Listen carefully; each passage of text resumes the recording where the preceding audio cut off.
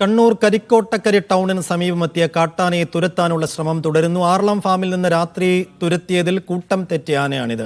ആനയുടെ വായയുടെ ഭാഗത്ത് മുറിവ് പറ്റിയിട്ടുണ്ട്. ഷഫീഖ് നസറുള്ള വിശദാംശങ്ങൾ നൽകും. ഷഫീഖ്, ഈ തുരത്താനുള്ള നീക്കങ്ങൾ എങ്ങനെയാണ് പാളുന്നത്? ഈ ആനയ്ക്ക് മുന്നോട്ട് പോകാൻ കഴിയാത്ത പ്രയാസമുണ്ടോ? ശാരീരിക പ്രശ്നങ്ങളുണ്ടോ?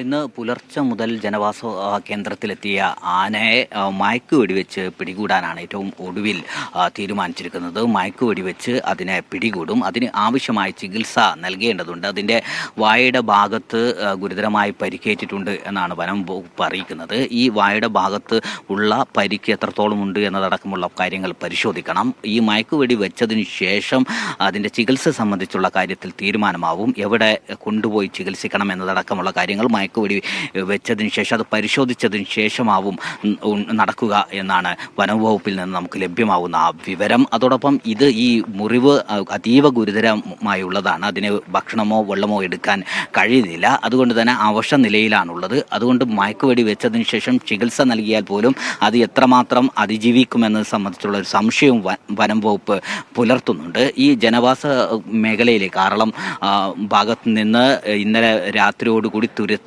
ഓടിച്ചതായിരുന്നു. ആ സമയത്ത് അത് കൂട്ടത്തോടെ കാട്ടിലേക്ക് പോയി എന്നതായിരുന്നു വനം വകുപ്പിൻ്റെയും നാട്ടുകാരും കരുതിയിരുന്നത്. പക്ഷെ അതിൽ നിന്ന് കൂട്ടം തെറ്റിയ ഒരു ആന പുലർച്ചയോടുകൂടി ഈ ജനവാസ മേഖലയിലേക്ക് എത്തുകയായിരുന്നു. ഇവിടെ എത്തിയതിനു ശേഷം വലിയ രൂപത്തിൽ ആക്രമണ സ്വഭാവം കാണിച്ചിരുന്നു. വനം വകുപ്പിൻ്റെ വാഹനത്തിന് നേരെ ആക്രമണം നടത്തിയിരുന്നു. അതോടൊപ്പം തന്നെ ഇവിടെ കൂട്ടം കൂടി നിൽക്കുന്ന ആളുകൾക്ക് നേരെയും വനം വകുപ്പ് ജീവനക്കാർക്ക് നേരെയും ഈ ആന പാഞ്ഞെടുക്കുകയുണ്ടായി.